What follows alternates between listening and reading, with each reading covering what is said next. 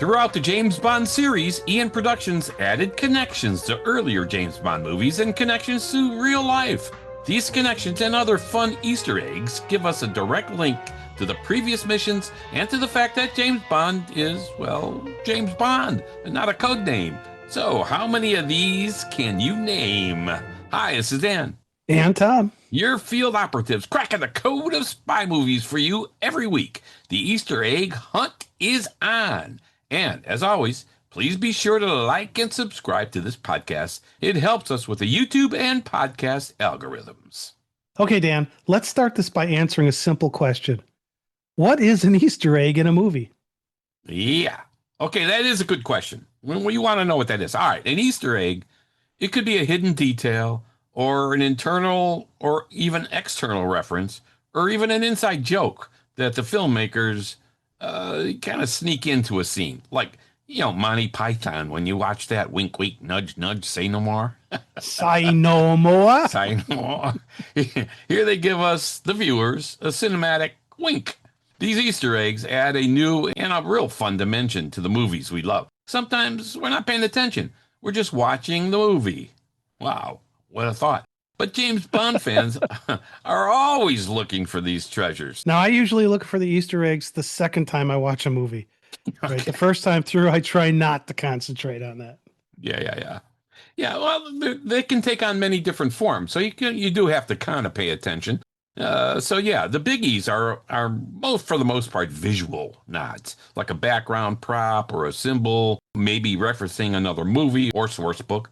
These are favorites used by many franchises, but certainly by the Bond franchise. Or maybe it's a cameo. We've seen lots of cameos. Directors or real life figures have a quick appearance in the movie. We know Alfred Hitchcock did his in 39 of his 52 movies. And Michael G. Wilson, who was one of the co-producers of the James Bond movies, we say was, has appeared in like 16 James Bond movies since 1977. So yeah, that's a biggie. Well, even Cubby Broccoli has 2 cameos in the James Bond movies, in The Spy Who Loved Me and Moonraker. And in our recent episode on The Double Man, we highlighted Franklin J. Schaffner's cameo in that movie. Yeah. And finally, Stan Lee was the king of cameos. He appeared in most of the movies based on his Marvel cartoons. Yeah, all right, there you go. Yeah, no one, I don't think, had more in the James Bond movies than Michael G. Wilson. I think you're right with that. Yeah. All right. Maybe another one might be kind of intertextual references. By that, I mean, it maybe is a line of dialogue that someone says in one of the James Bond movies that refers back to some of the dialogue from another movie. Or maybe a particular object that connects us with another movie or the book, or even a cultural moment in one of the movies. The Bond movies have some of these as well. So we're going to kind of focus here on the visual nods, but we'll sprinkle in some of the other ones where we can as well. Yeah, and we should probably point out, this is not going to be our shortest episode. It's 25 movies to talk about. Yeah. But it's fun. I'm going to mention us 26th, but we'll get there. Actually, I'm going to mention 27 as I think about it. Oh, all right. Okay. All right. Now, Eon Productions did do a good job sprinkling these Easter eggs throughout the series, but I have to wonder, will Amazon do the same thing, or will they take a whole new angle, maybe the code name thing, whatever? We're going to see what they're going to do in Bond 26th. I would hope they would do a lot of Easter eggs in that one to tie us Bond fans to the series as it's changing. They might. Right? I mean, Amy Pascal of Spider-Man fame, David Heyman of Harry Potter fame, they're going to help us go on the next chapter of James Bond 007. Yeah. We have a whole episode out on that, and take a listen to that one. And they just announced that Denis Villeneuve will direct Bond 26. So we see action here from Amazon already. All right, yeah. We need to see what they do with the story of James Bond. Start a new story, respect the old story, and add fresh new twists or something. I don't know. They claim they will add fresh new things, but respect the legacy of James Bond. All right. Will they use the Easter eggs to show some of that respect? We'll see. We'll find out. But this episode, we're going to have fun with these. Yeah, I would bet they do. Yeah. Right now, one way Eon Productions protected and nurtured the legacy of the James Bond series when they were at the helm was to drop references and Easter eggs in their stories. To let us know things like the actors playing James Bond were, as you said, Dan, James Bond. Yeah, they were the same character. So let's highlight some of these. Now, again, the entire list would take a couple hours. We're not going to go through the entire list. Yeah, you can't. But we should probably start at the very beginning with the gun barrel sequence. It opens up the first movie. Yeah. The spy, presumably James Bond, turns and fires directly at the viewer. Now, this was an Easter egg giving homage to the 1903 movie, The Great Train Robbery, Yes. which was the first movie to have a character fire a gun directly in the camera. Yeah. So the whole series starts with an Easter egg back to That's that cool. movie. Yeah. All right. That's cool. Let's jump into James Bond's gun. All right. In Dr. No, we have a version of Q, who at that time was Major Boothroyd. Well, there really was a Boothroyd that Fleming knew. Geoffrey Boothroyd, a real weapons expert, advised Ian Fleming that Bond's weapon should not be a Beretta and suggested a few other weapons instead. Now, Boothroyd suggested a Smith & Wesson revolver, which Boothroyd said had more stopping power than the Beretta 418. Fleming liked the idea of an automatic weapon, though, better because of its concealability over a big revolver, and Boothroyd agreed with Fleming that a Walther PPK would be a good compromise. So, the Walther PPK in the very first Bond movie is an Easter egg and a nod to Geoffrey Boothroyd as the armorer's name. The character of Q comes in the movie From Russia with Love. Now, we do see Bond with a big revolver, as we remember in Live and Let Die. And it's a Smith & Wesson Model 29, a 44 Magnum. So another nod to Boothroyd and another Easter egg. And it's an Easter egg in a different movie, pointing back to this one, when Dirty Harry in 1971, when Harry gets his "Do you feel lucky" punk line. I mean, he's carrying the exact same model. Hey, see, there you go. All right, cool. This is yet again another Easter egg. I mean, think about this. This is the first movie. They can't have Easter eggs to other Bond movies. Yeah. But we have an Easter egg to another real world thing. So we're setting things up really nicely here. Yeah. Here's one that we mentioned in our episode when we decoded Dr. No. But there's an Easter egg when James Bond looks at the picture of the Duke of Wellington in Dr. No's lair. And it references the real life theft of a painting from London's National Gallery. There was even a movie made about this theft called The Duke. It's a passing look, but it brought a current event item into Dr. No. And then finally, for Dr. No, we should point out the homage paid to the 1939 movie Juarez, where in Dr. No, we get a slow reveal of James Bond, and we've often talked about how we like the slow reveal of a new Bond actor. This was inspired by Juarez, which used a similar technique. Hey, there you go. All right. And in For Russia with Love, we have the movie within the movie Easter egg.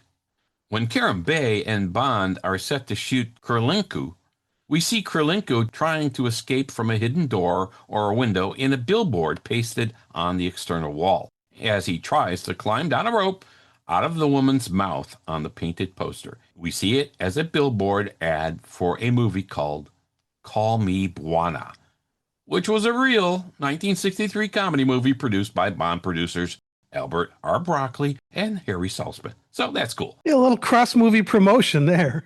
Yeah, you don't see it very often, but that was kind of neat. All right. I agree with you there, but there's one Easter egg in Blazing Saddles that almost no one gets, but it's a similar type of thing. When Bart is hanging reward posters in the jail, he hangs one up that's a $500 reward poster of Leo Corey. It's the orange one that he hangs up. Anyway, that same poster was used in the 1970 movie Rio Lobo, starring John Wayne. So some of these Easter eggs are blink and you miss it, but it's really cool when you catch them. All right. Also in From Russia with Love, it's claimed that Rosa Klebs and Morozini's shoe blade weapons were a certain nod to real KGB weapons for the time. But I do not think the KGB had or used these type of weapons as far as we can discover. So it is a clever weapon for the movie.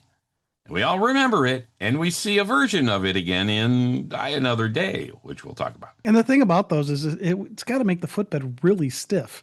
So I think it'd be tough to walk or run in those. Yeah, Gleb didn't move around all that great when she was trying to get Bond.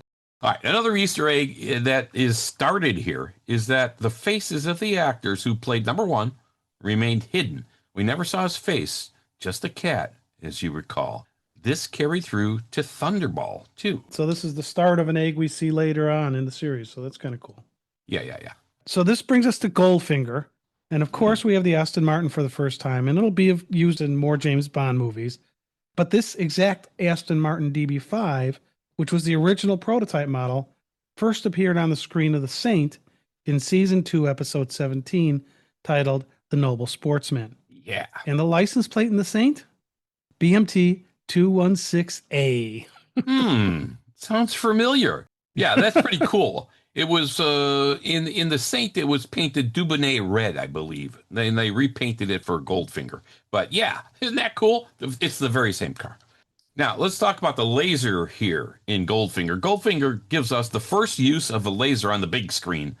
The laser, which we all know and love in this Bond movie, was really a buzzsaw in the novel, not a laser.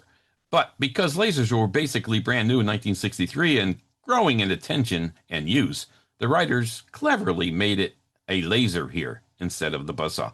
So it's a nod to reality and one of the most memorable scenes in any Bond movie ever. It was a buzzsaw in the novel. They could change it in the movie because finally lasers had been invented. Yeah, I mean, right. we actually see it twice. We see it when Bond's on the table, and we see it when they cut open the door at Fort Knox. Yep. The laser itself becomes an Easter egg in future Bond movies, not just this big contraption. The concept of using a laser comes through the series. For instance, in Diamonds Are Forever, we had the satellite laser. Unfortunately, Willard White blows it and says the first laser was a diamond. Actually, it was based on a ruby that was used by Theodore Maiman when he invented the laser in 1962. And we see lasers throughout the Bond series. And so this is setting the stage again for Easter eggs that will call back to the concept of a laser in future movies. It's a really cool callback to a very recent scientific discovery by Maiman, and it was used in at least 6 more Bond movies. Yeah, a lot of them. Moonraker, Die Another Day, all of them. All right, let's move on to Thunderball. Of course, we have the Bell rocket belt, or the jetpack as we know it. It was real. The stunt was performed by pilot Bill Suter, who insisted on wearing a helmet, which is why we see Bond stopping to put his helmet on when the gunmen are chasing him and going to shoot at him. Yeah, you don't want to get injured flying your rocket belt when, guys are behind you shooting at you, might kill you. But hey, you got to stop and put it on because the stuntman put it on and had to. So, okay. So there you go. That's in there. That's an Easter egg to reality again. And the rocket belt really put the Bond movies front and center for the use of cutting edge technology and gadgetry. In this case, it's all real. I thought the laser was cutting edge, pardon the pun. That's good. All right. The title song we all know, Thunderball by Tom Jones. Well, it was going to be Mr. Kiss Kiss Bang Bang, which they say is a nickname for Bond coined by an Italian. I've seen this by an Italian one or a Japanese journalist. I've seen both claiming to have nicknamed Bond as Kiss Kiss Bang Bang, Mr. Kiss Kiss Bang Bang. I'll put my money on the Japanese. It sounds very Japanese. Yeah, all right. Yeah. And there were recorded versions of a song, Mr. Kiss Kiss Bang Bang. Shirley Bassey and Diane Warwick both recorded versions. But Ian wanted a title song with the same name as the movie. So now, for musical Easter egg hunters, they say that the original track still appears instrumentally in the score. I couldn't find it. And of course, the nightclub in the Bahamas is called Kiss Kiss Club, a nod to the original title song. Okay, Dan, let me jump in here. Before we move on to the next movie, let's go ahead and do some shout outs. Yeah. All right. Good idea. All right. So we want to give a shout out to a couple of our listeners who gave us feedback on recent podcast episodes. A big shout out to Pietro Rossi, who provided us feedback on 3 recent episodes. Baldwin Collins, who gave us feedback on 2 recent ones. Bill Canis, who is always providing ideas and feedback for us. Jerry McDonald, who remarked about our recent Die Another Day, Can This Movie Be Defended episode. Kenneth Pizzi, Jim Phelps, he's always there. And The Vigilant. Hey, nice. Yeah, thanks to all of you. Just keep it coming. We love getting the comments. Yeah. All right, now on to You Only Live Twice. All right, so first we have what I'm going to call an Easter egg reversal. And it's the first one we're going to talk about today. We'll talk about another one a little bit later. But in From Russia with Love, we didn't see Blofeld's face. In Thunderball, we don't see his face. So we have a hidden Easter egg, right? The lack of seeing something. Yeah. Well, in You Only Live Twice, they finally break the egg and we finally see Blofeld's face, menacing, scarred, and wonderfully played by Donald Pleasance. Yeah. It's more like a scrambled egg then. Scarred face. And then, Yeah, okay. that's good. All right. And the space capsules and the tension between the Soviets and the Western world were real. As we see today, we struggle with the same. And the American space capsule called the Jupiter 16 was like a real Gemini space capsule in real life. So, another Easter egg to reality. And the use of miniature models returns. We saw larger scale models used in From Russia with Love, like the helicopter and so on. Here we see it with the spaceships, and this influences many more movies to come. Of course, all the Flash Gordon TV show stuff before this used miniatures, not too well, by the way, but but they did. And I think there's also a set here that's the basis for Easter eggs in movies to come. The volcano lair was obviously called back to in Austin Powers. Yeah. Bond has influenced lots of movies for things like that. When Sean Connery left after You Only Live Twice, Eon Productions had to come up with a new James Bond for the first time. They decided on an Australian, George Lazenby, for On Her Majesty's Secret Service. And in the title sequence of that movie, they had callbacks to previous Bond missions from Dr. No through You Only Live Twice. All of that tells us that this Bond is the same James Bond that we saw before. We see women holding tridents, and then we see sliding through an hourglass, which was clever, time passing.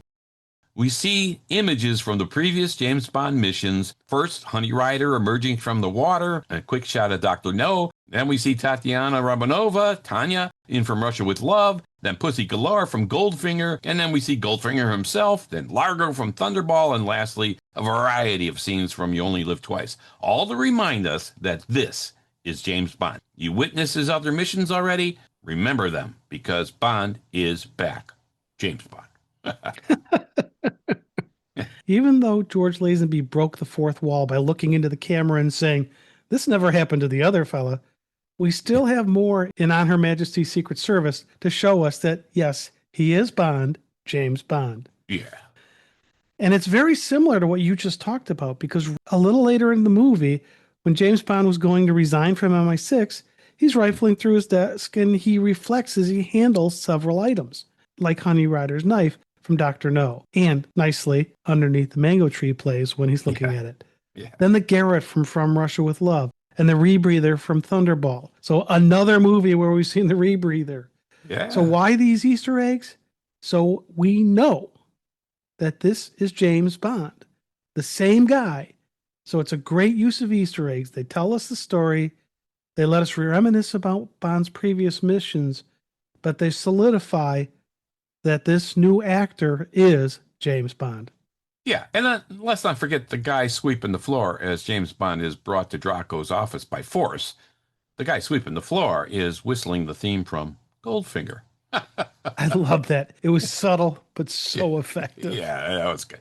All right. Okay, now we also have to remember in No Time to Die, if you need to remember that movie, its title sequence includes hourglasses and tridents and other nods to On Her Majesty's Secret Service. As well, of course, the music we have all the time in the world was written and used in On Her Majesty's Secret Service, but becomes an Easter egg in No Time to Die.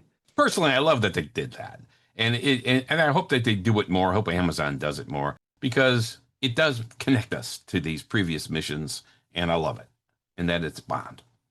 Let's go on to Diamonds Are Forever. I don't think there's much to talk about in terms of Easter eggs in Diamonds Are Forever. I couldn't find any. Could you? Okay, wait a minute. Wait. What? You've got the use of doubles in Diamonds Are Forever, which is an Easter egg calling back to Thunderball, which had doubles. We see doubles here in both Blofeld and the Cat. So they're expanding the use of this doubles trope they introduced for us Okay. in Thunderball. All right. So that was well done. And we have the laser that we talked about earlier, right? Yeah, The Diamonds laser. Are Forever laser is an Easter egg back. All right. We talked up front that Easter eggs aren't always an object. The whole repartee between Moneypenny and James Bond becomes kind of an Easter egg. You see, when they get together and start talking, where's this going to go? because you know it's going to be funny. Yeah, it's always right? flirtatious and stuff. And so, Yeah. yeah. And so here you have that whole diamond tulip thing, which was a nice use of taking this repartee thing, bringing the location into it, and just making it work. Yeah. Now, All right. other than those things, I'll agree with you. There's not a lot of Easter eggs in Diamonds Are Forever. All right, let's look at Live and Let Die. Live and Let Die, Roger Moore's first outing as Bond. We have a couple of Easter eggs for sure. First, we know that the tarot cards that belong to Solitaire, yeah, they have a red and white design on the back of each card that subtly forms a 007. That's cool. Yeah, you've got to really look at that. And once Yeah. you see it, you'll never unsee it. Yeah. But it's cool. It's It's there. really easy to miss, but it is there. And I love that it's easy to miss. I like that they did that. It wasn't obvious. Yeah. It was good. Now, we also have to remember when Bond is in the car in New York, when that communication device is used and they're speaking with Felix Leiter, well, the device was a cigarette lighter. So he quips about talking to a Felix Leiter. We also recall that the gift that Della and Felix give to Bond for their wedding in License to Kill is a cigarette lighter. So this whole Felix Leiter thing kind of runs through the series a little bit. Yeah. That's cool. All right, the man with the golden gun.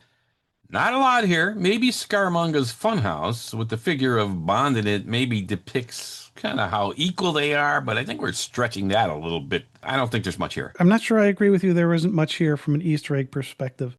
First, we get the Solex agitator, which is a laser type of device. Yeah. Okay. And second, we get a flying car. Now, this is not a James Bond Easter egg, but if you look back a couple years to the movie Chitty Chitty Bang Bang, that was written by Ian Fleming. That's true. And the car Chitty Chitty Bang Bang flies in that movie. Yeah. It can't be a coincidence that there's another Fleming movie with a flying car without it being a tip of the cap to Chitty Chitty Bang Bang. Okay, all right, I'll agree with you there. And they really were experimenting with flying cars. And I don't think it worked very well. I think actually one of the stunt guys got killed in that or whatever. But anyway, they're still experimenting with flying cars. Yeah, all right. The Spy Who Loved Me 1977, it has the Lotus Esprit as the high-tech Bond vehicle for the first time, and it later returns in For Your Eyes only in red, and is referenced mockingly in Skyfall. So it's more of a forward Easter egg hunt than a retro Easter egg hunt, but it's got the Lotus. And we have Bond skiing again on snow. But The Spy Who Loved Me introduced us to Victor Turjansky. Who the heck is that? Come on, he's the Victor Turjansky. Oh, I know now. I remember. Yeah, he's the man who does the double take as the Lotus drives out of the water on the beach. Yeah. We went to that very beach. Remember that? Yeah. And he's looking at the Lotus and then his wine bottle, and he does the double take. He will appear in the next two Bond movies as well, doing a similar thing in Moonraker and For Your Eyes Only. That's kind of cool. You have to love a well-delivered double take. Yeah, Now, that's pretty cool. There's another Easter egg that gets set up in here. In this movie, the tanker is the Liparus, and it opens up to envelop and capture submarines. Yeah. Well, in You Only Live Twice, we see a spacecraft open up and swallow up a spacecraft. So that's a nice Easter egg here. Yeah. Pretty much the same story. Well, that's not uncommon. So wait, you're saying the story is an Easter egg? Yeah, the whole story is. That's good. All right, let's move on to Moonraker. It's another space movie. We have a pigeon here do a double take as it watches Bond's gondola drive in St. Mark's Square in Venice.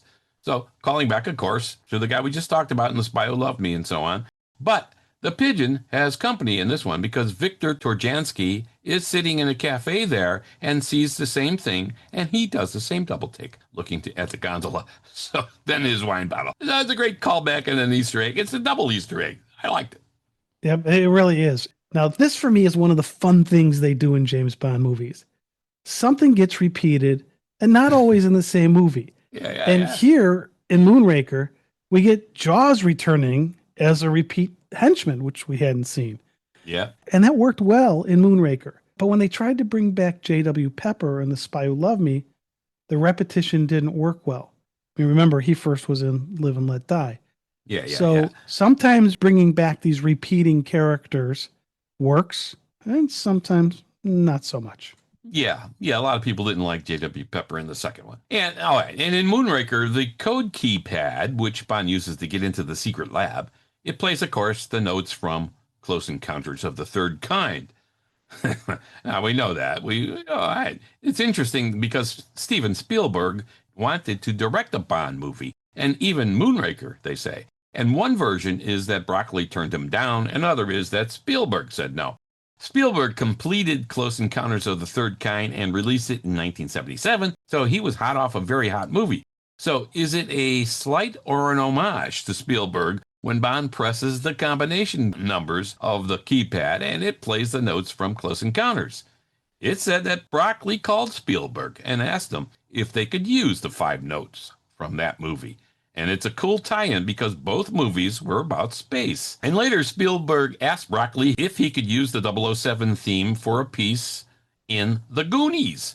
And he did. And I think actually Broccoli said at one point, that's more than 5 notes. But anyway, more nice Easter eggs. That's cool. Yeah.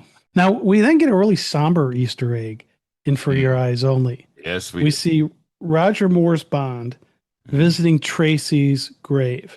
Yeah. And with her death date as 1969, the year On Her Majesty's Secret Service was released, and Tracy was killed at the end. So we have a different actor playing James Bond here. Again, it's the same guy.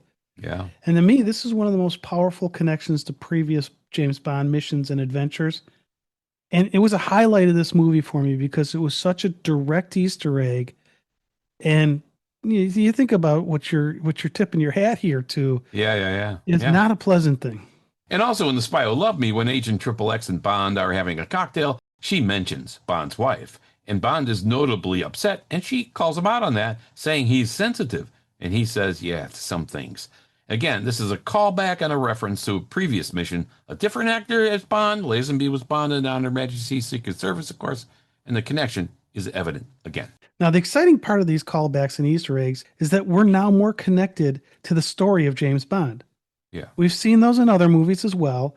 We remember the artifacts, gadgets, and stories from them, and we see them reaffirmed when they appear in future Bond movies. I think this is just a clever and compelling way to connect us to the entire storyline of James Bond, even if it's not a start-to-finish story like during the Craig series. Yeah. Now, Eon Productions was not always the best at continuity, but they did make deliberate attempts to connect us with previous missions so that we're in the know, I guess. Yeah, I liked it too. I love it that they did that and continue to do it. And in The Spy Who Loved Me, Victor Turjansky is back, having a glass of wine out on the ski lodge balcony. Bond comes ripping through on a motorcycle over the balcony, smashing railings and while being pursued. And once again, he looks at the scene unfolding, then to his wine glass. Classic and fun. If I see that guy and he's got a glass of wine, I'm turning around and leaving. Something weird's going to happen. There's some fun stuff to point out from Octopussy. In the Snake Charmer scene, the Snake Charmer is playing a tune, and it's the Bond theme. And in Q's lab, we see a snake snaring flute that was used in Live and Let Die. Q's labs often have good Easter eggs, so we have to all pay attention to that. And we also have a genuine callback to Tarzan when Bond swings on a vine and we hear the Tarzan yells. Now, some found this amusing, others thought it was ridiculous, but the Easter egg is there. All right. Okay, now I know I've said this in other episodes, but I'd like the Tarzan yell.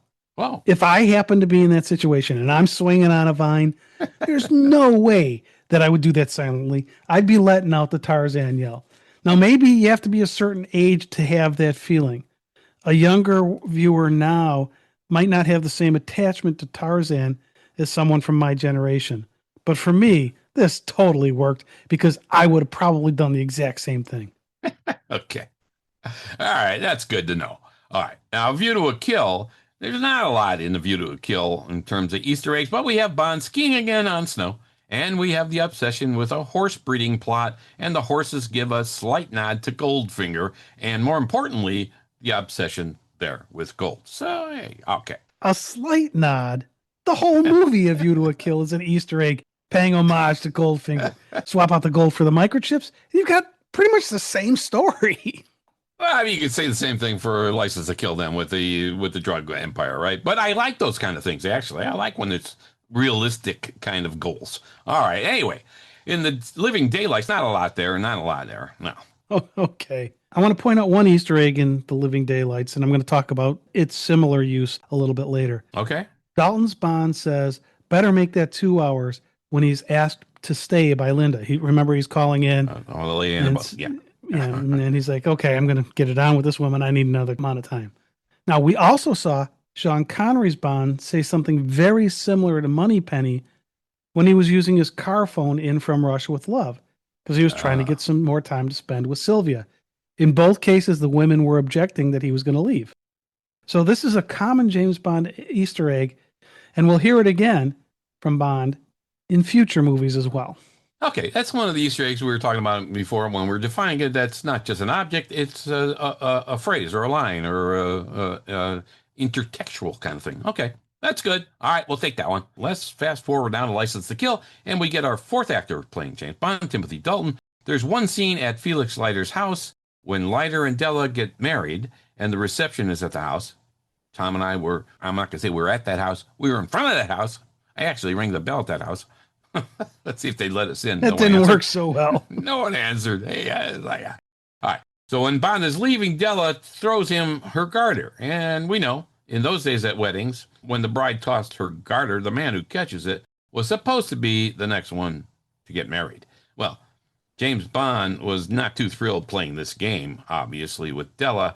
And Leiter explained to her that Bond was once married, and another connection to On Her Majesty's Secret Service here, and another kind of Easter egg callback, not a sad one in this case, but another callback. Yeah. And we also get the parachute scene into the churchyard for the wedding. And this was used as an Easter egg in the original production of the movie The In-Laws, as Sheldon and Vince parachute into their kid's wedding. Yeah. And another thing is, and this is kind of really deep Easter eggy stuff.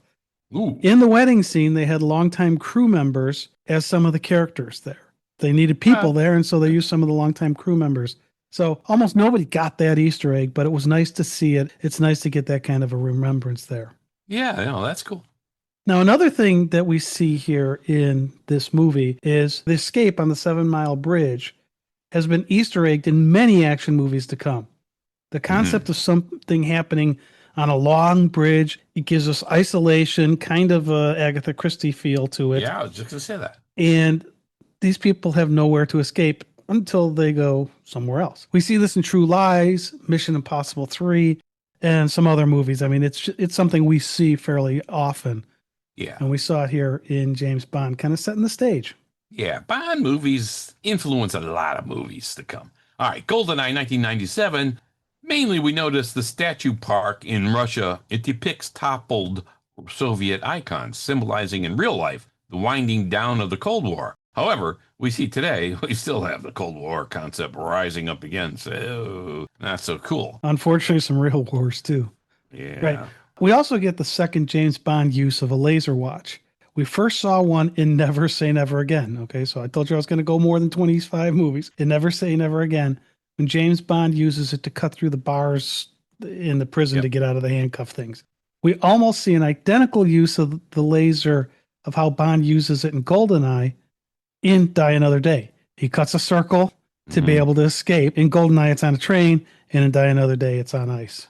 Yeah. All right. There you go. Oh, yeah. And the title of GoldenEye is an Easter egg, of course, to Ian Fleming's place in Jamaica. Plus, we get an interesting Easter egg here. Trevelyan is an agent who goes rogue. Well, we see lots of agents go rogue, but Bond goes rogue in multiple movies. Probably what he does in License to Kill is his biggest rogue defection, but they reverse it here. In GoldenEye, it's Trevelyan, not Bond, who goes rogue. So yeah, I like how they do some of these twists with these Easter eggs. It's kind of a nice touch. Yeah.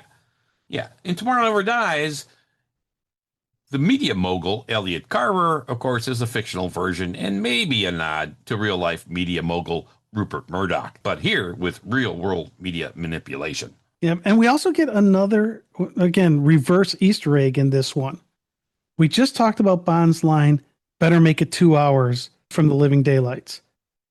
Well, in Tomorrow Never Dies, we get the line being turned on its head. Instead of Bond saying it, Moneypenny's the one who changes the time frame. I'm talking about the scene where James Bond is brushing up on a little Danish, and he says to Moneypenny, "I'll be there in an hour."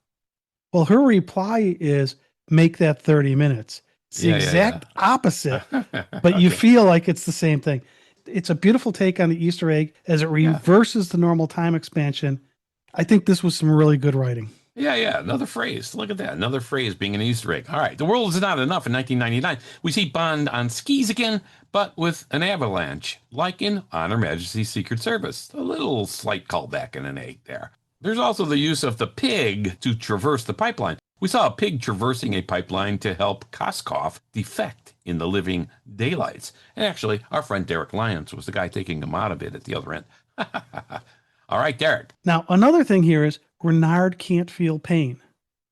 Another henchman appears to not feel pain in two earlier James Bond movies. Of course, we're talking about Jaws. He'd fall through something out of the sky, Yeah. stand up, just dust himself off, and I keep love going. that. I mean, Yeah. so there in Jaws' case, it was done kind of almost humorously. Here for Renard, it's a plot point and it's a lot more serious. All right, let's get on to the loaded one. Die Another Day, 2002. This is a gold mine of callbacks, Easter eggs, and When are you going connections. to let me not have to watch that movie again? I tell you, you have to. Yeah, we had to again here. We see an updated rebreather device in Die Another Day with Pierce Brosnan as Bond. Bond uses it when infiltrating Gustav Graves' ice palace in Iceland, allowing him to swim and breathe underwater for a short time. An obvious callback to Thunderball. Very cool. Yeah, I like that. Plus, he uses a laser watch to cut a circle in the ice. Yeah. As I mentioned before, it's very similar to what he did on the train in GoldenEye. And we have the single most encompassing callbacks to James Bond movies and Easter eggs ever in Q's lab in Die Another Day. There are a lot of eggs to break in that lab. Yeah. All right. Q's lab in Die Another Day essentially is a museum of gadgets and gags from the franchise's first 19 movies. Here are some of the standout Easter eggs tucked into that scene. The BD-5J Acrostar jet used in the dramatic opening of Octopussy is mounted on the wall and its wings are propped near the entrance of Q's lab. This is an obvious one, but it brings back good memories of a good pre-title sequence for Octopussy. And then, look on the floor, you got the snooper robot from A View to a Kill. We remember Q's robot spying on Bond and Stacy Sutton in Stacy's shower after they escape from Max Zorin's mind. This remote-controlled surveillance bot is seen on the floor near Bond's feet as he enters the lab. It's a quick shot, but it's there. Now, we also get these mannequins. There's the Scorch training dummy, which these training dummies are a recurring prop in the Q labs. So over the years, we see this in many different movies. Yeah. And they were often blowing up, like in GoldenEye, when Q's pen blows up a mannequin. Bond quips, they always said the pen was mightier than the sword. Yeah.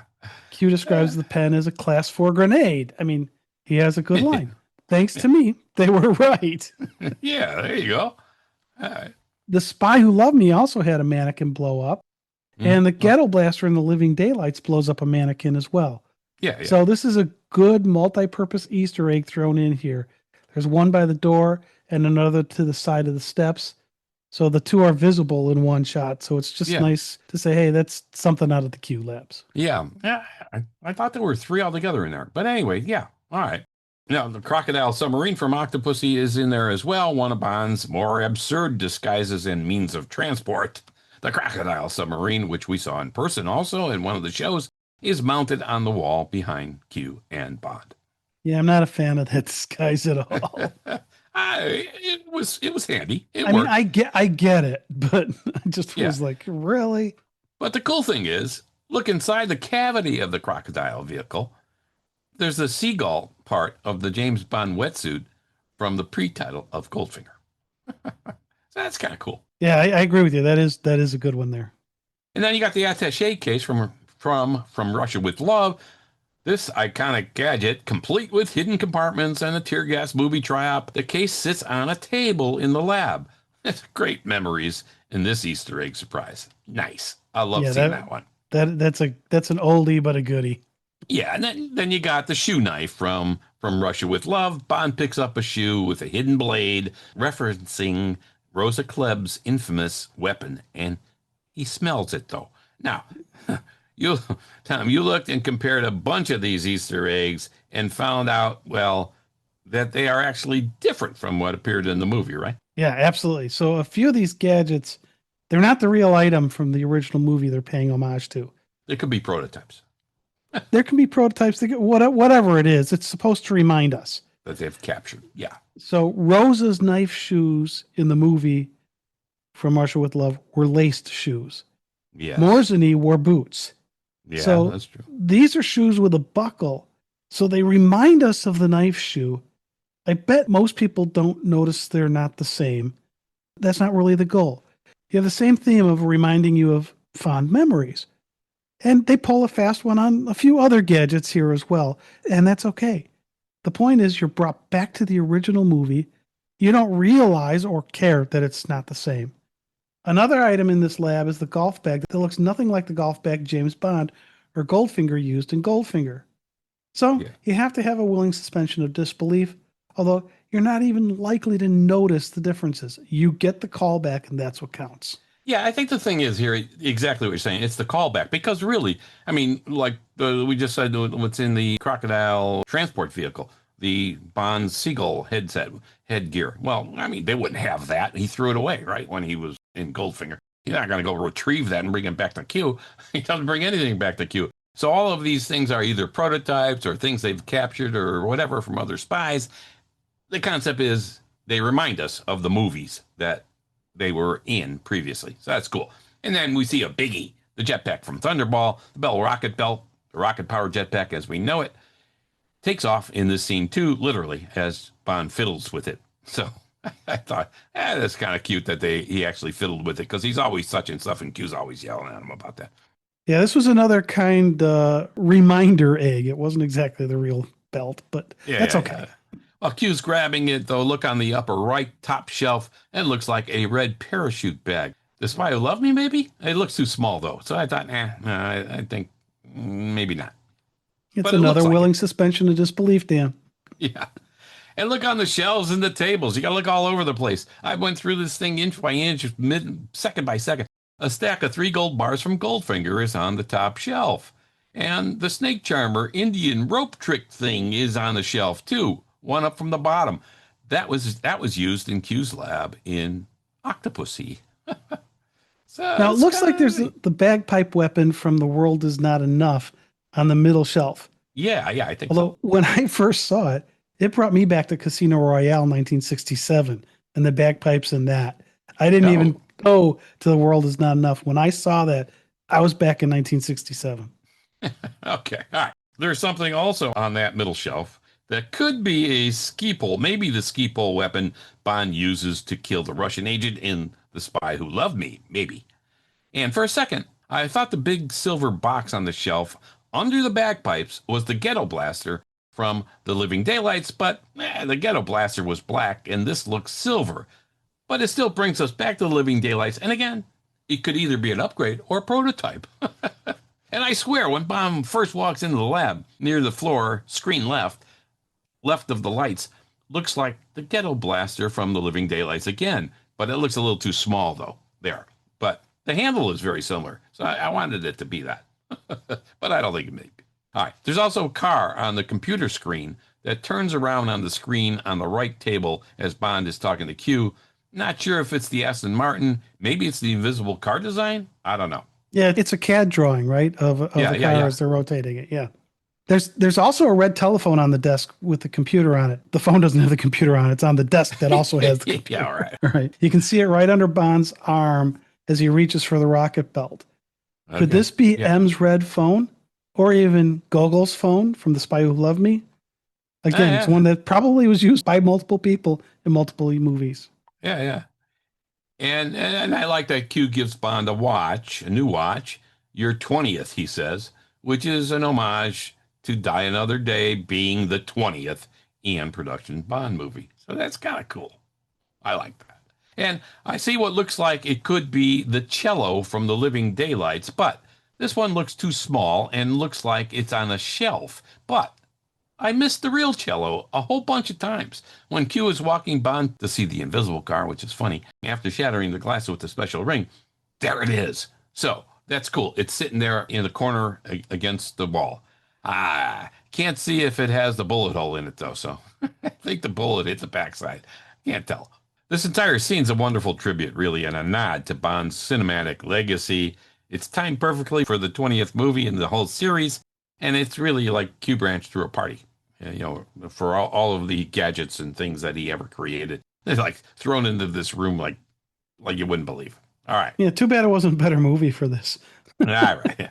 Yeah. Now, we also have outside the lab, getting out of the Q lab now, we have Gustav Graves' parachute landing. A Union Jack parachute, by the way.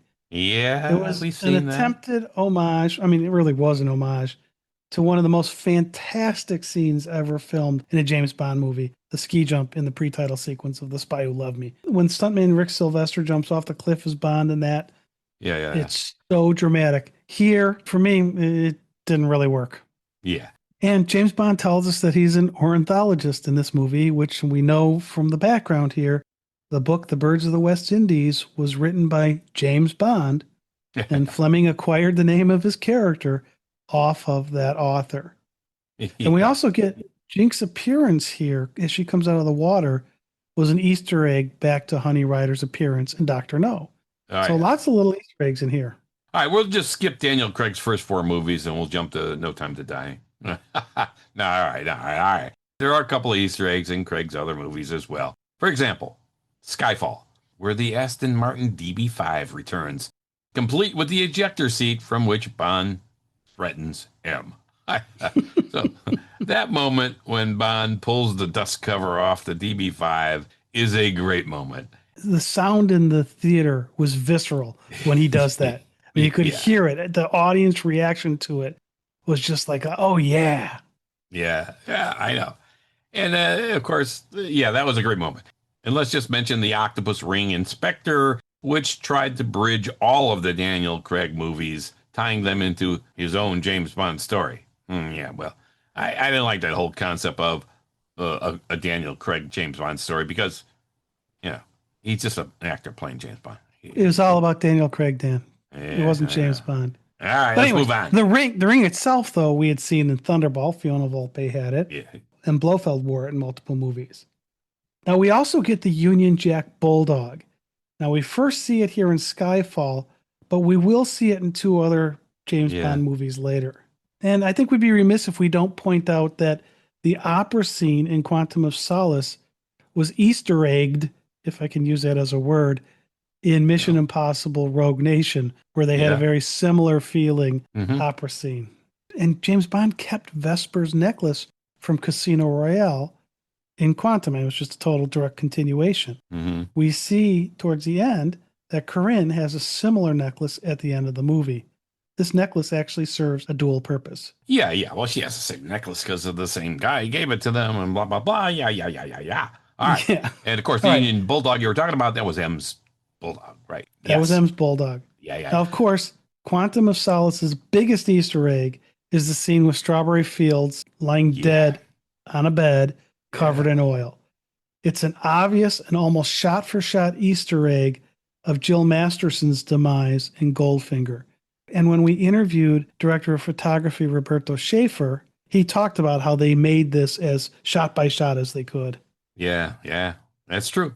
Next Inspector, we get Blofeld back. That's a large Easter egg in this movie. And he has the scar mimicking Donald Pleasance's portrayal in You Only Live Twice. And then they had to kill him in the next movie. So it's like, why? Yeah. And we also get the secret lair, similar to the lairs in Thunderball and You Only Live Twice as well. All right. Finally, No Time to Die is full of Easter eggs. They called back to everything in this movie. They had to connect everything from the gun barrel sequence on. This magnificent opening to the James Bond movies, the gun barrel sequence, it's historic in cinema. And it evolved across the many James Bond movies from Bob Simmons doing the first three with Sean Connery, and then the actor playing Bond taking the role of 007 in the gun barrel scenes from Thunderball on. But in No Time to Die, we see something different. The dripping blood after the Bond shot is missing, foreshadowing Bond's ultimate fate. We also get that Easter egg with the For Whom the Bell Tolls reference. I mean, where that church, that mission bell starts ringing. Yeah. Right. We mentioned that in one of our podcasts before the movie even came out when we saw the trailers with that bell. We mentioned that very thing. This is For Whom the Bell Tolls. It may be tolling for Bond. And it was. So there you go. We were right. Go check that one out. Then we have the DB5 returning, the Spectre ring in the pre-title, Madeline Swan emerging from the water, maybe a little bit of a throwback to Honey Rider's emergence from the water in Dr. No, or a reversal of Craig as Bond emerging from the water in Casino Royale, or Jinx in Die Another Day. Who knows? Sounds like they might have overused that trope. They overused everything in No Time to Die. Come on. Hey. Including all the killings. Yeah. And of course, there are more, including the wonderful Louis Armstrong song from On Her Majesty's Secret Service, We Have All the Time in the World. Yeah, which was a terrific song. I don't mind that one, that Easter egg being in this movie, No Time to Die, because that was a great song. And Louis Armstrong, man, he did a great job of that. And there were lots of references to that movie in this one. So tons. Makes sense. Yeah, and the cigar butt that Bond finds at his door of the Delectado. Yeah, remember Pierce Brosnan in Die Another Day when he's in Cuba at the cigar factory? Yeah, it's a throwback to that movie. That was nice. Now, Bond has kept mementos before. As we saw on Her Majesty's Secret Service, there are more in No Time to Die as well. Like there's a seashell visible in his Jamaica house, probably a throwback to Dr. No as Honey Rider collected seashells by the seashore. Try to say that fast. Remember? Yeah, and we get Dr. Vogel appearing again. Yeah, she was cool. Brigitte Millar plays her here again. And we interviewed her a while back, and she's fascinating. Of course, we remember her from Spectre, sitting at that table and then presenting to Blofeld or to the committee. It's a nice little connection to Spectre and its baddies. Yeah. All right. Now, Bond's visits, of course, to Vesper Lynd's grave, obvious throwback to Casino Royale, which also included reusing the Vesper Lynd music from Casino, which was kind of cool, written by David Arnold. Now, generally, we like it when characters have music associated with them. This tool has been used for years, decades, in movies and television shows. I remember the Andy Griffith Show, one of the all-time best shows ever made. Barney Fife, the deputy of Mayberry, had his own theme music, which played when he was doing something important. So that's kind of cool.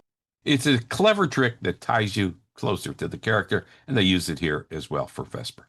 Yeah, my favorite use of this is, other than the James Bond theme, is the music behind Winton Kid. Diamonds Are Forever. Yeah. And unfortunately, we just lost Bruce Glover a couple months ago. Yeah. Right. Now, the grave scene you mentioned also appears to be a callback to Roger Moore's visit to Tracy's grave For Your Eyes Only.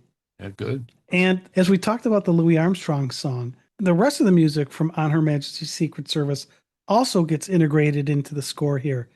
So there's a heavy reliance on trying to bring you back to that movie. Yeah. I like that part.